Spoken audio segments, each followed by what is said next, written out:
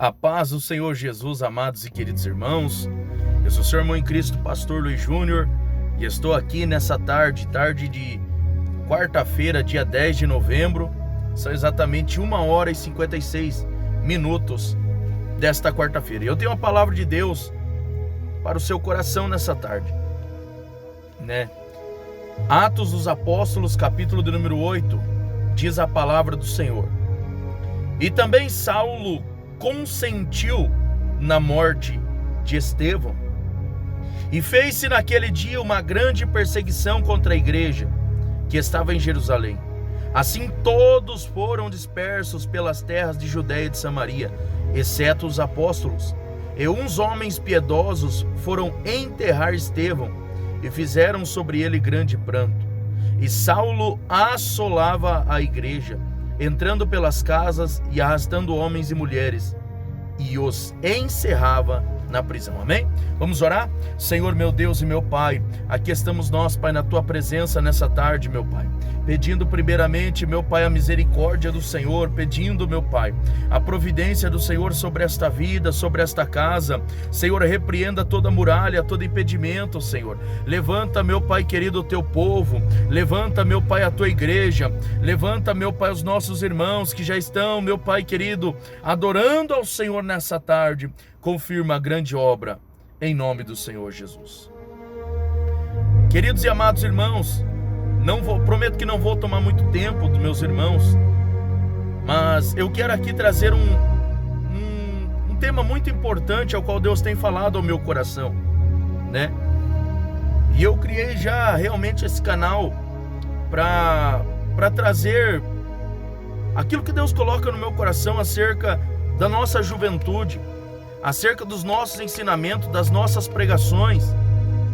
E eu acabei de ler um livro onde o apóstolo Paulo, que ainda era Saulo, ele, aos pés de Saulo, cai nada mais e nada menos do que a veste que estavam sobre a vida de Estevão, né? Eles jogam aquele manto e aquilo cai no pé de Saulo. E quando cai no pé de Saulo, Deus, de uma forma extrema, estava olhando para Saulo e estava colocando tudo no caminho de Saulo, dizendo: Saulo, eu tenho uma obra na tua vida. Saulo, eu tenho uma promessa na tua vida. Saulo, eu quero te usar para ser a diferença na face dessa terra. E ali começa-se uma grande perseguição contra a igreja de Deus. E todos aqueles que estavam ali tiveram que se dispersar, alguns para Samaria, outros para Judeia. Somente os apóstolos ficaram ali. Sabe o que eu entendo, meus amados e queridos irmãos? Eu vejo no livro de Atos dos Apóstolos também os cristãos, os discípulos do Senhor se alegrando quando foram perseguidos, quando foram açoitados, quando foram colocados de lado pelos judeus ou por aqueles, os doutores da lei, pelos fariseus, pelas pessoas da época.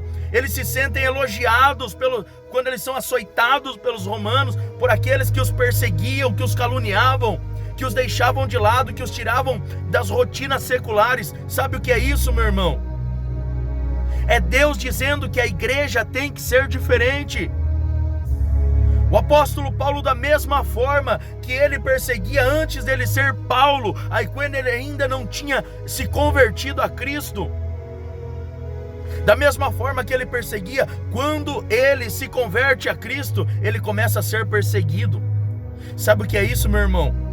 Tem muitas portas que vai se fechar para você no mundo quando Deus mostrar que Ele tem um projeto na tua vida, e quando você abrir o teu coração para Cristo, muitas pessoas vão se afastar de você. Muitos que batiam nas tuas costas, te convidavam para coisas, te convidavam para lugares, muitas pessoas que olhavam para você e te admiravam, vão começar a te olhar e te deixar de lado, vão começar a te humilhar, vão começar a te deixar de lado, vão começar a excluir você da roda de amigos. Por quê? Porque o chamado de Deus coloca em nossa vida uma diferença. Jovem, você que está me ouvindo, Talvez você está aderindo a esse novo evangelho, esse evangelho light, esse evangelho que diz que Jesus só quer o coração, esse evangelho que prega quando Davi foi lá e foi ungido. Mas Deus olhou e disse que não olha como vê o homem, então vamos usar calça comprida mesmo as mulheres, vamos pintar o cabelo, vamos virar uma discípula de Jezabel, os jovens vamos colocar aquelas calças apertadas, parecendo até misericórdia que apertou a calça a vácuo, né? Já não se prega mais uma doutrina em cima dos altares, somente dízimo, ofertas, somente massageando o ego do ser humano. O que está acontecendo? Será que nós, a igreja do Senhor, temos sido a influência para o mundo? Ou será que o mundo tem entrado dentro da igreja? Meu querido irmão, alabassurianda alabaia, eu quero dizer para você nessa tarde, Deus te chamou para ser a diferença. Deus não te chamou para comer dessa doutrina dos demônios que está sendo pregada por aí. Afaste-se do mundo. E quando eu digo do mundo, eu não estou dizendo que você tem que parar de trabalhar na sua empresa, ou tem que parar de ir para o colégio. Não é isso. Eu estou dizendo que você tem que se apartar das práticas mundanas e se adequar à palavra de Deus. Muitos estão vendendo o seu chamado, pregava a verdade, falava do amor de Deus. Eu olho para a Bíblia e não vejo Estevão, embora sendo um jovem. Eu não olho para Estevão e vejo Estevão fazendo bonito no meio da sinagoga, não. Estevão prega a verdade, Estevão fala a verdade, Estevão prega contra o pecado, e Deus opera sinais, milagres, prodígios e maravilhas através da vida de Estevão. Eu olho para Estevão sendo apedrejado, mas estava de joelho, intercedendo a Deus por aqueles que estavam o apedrejando, e até mesmo vendo Cristo à destra de Deus. Jovem, você que está me ouvindo, você quer ouvir Deus falar contigo? Você quer ser uma influência nessa geração? Não remova aquilo que foi colocado pelos nossos antepassados. Mas eu que sei, eu tenho nome, eu vou fazer isso, eu tenho nome, eu mando nisso, eu vou fazer aquilo. Irmão, cuidado, você pode se encontrar, aleluia, como Saulo, pelejando contra o próprio Cristo, pelejando contra a própria obra de Cristo. Saulo, no meio do caminho, quando ele está descendo para Damasco, Jesus tem um encontro com ele. Ele cai do cavalo, por quê? Porque estava impedindo o trabalhar de Deus na vida de muitas pessoas, estava batalhando contra a obra de Deus. Querido jovem, querido irmão, eu sou jovem, eu sei que não é fácil resistir ao mundo, eu sei que não é fácil resistir às propostas do mundo, eu sei que não é fácil manter a vida em santidade diante do Senhor, rejeitando os pratos e os manjares. Mas Deus nos chamou para a excelência. Deus nos chamou para a santidade. Deus nos chamou para o arrependimento. Deus nos chamou para pregar a doutrina da verdade. Para pregar a doutrina da verdade. E o apóstolo Paulo vai dizer que haviam alguns que, lá na carta de Timóteo, que alguns disseminaram e começaram a se desviar, como Himeneu e Fileto, e fizeram como um câncer, começaram a perverter a fé de muitos. Meu amigo, se você não quer ter um compromisso com Deus, é entre você e Deus. Mas não queira trazer aqueles que estão na fé verdadeira para ser rebelde junto contigo. Não queira fazer aquilo que Deus não te mandou fazer. Aleluia, oh glória a Deus.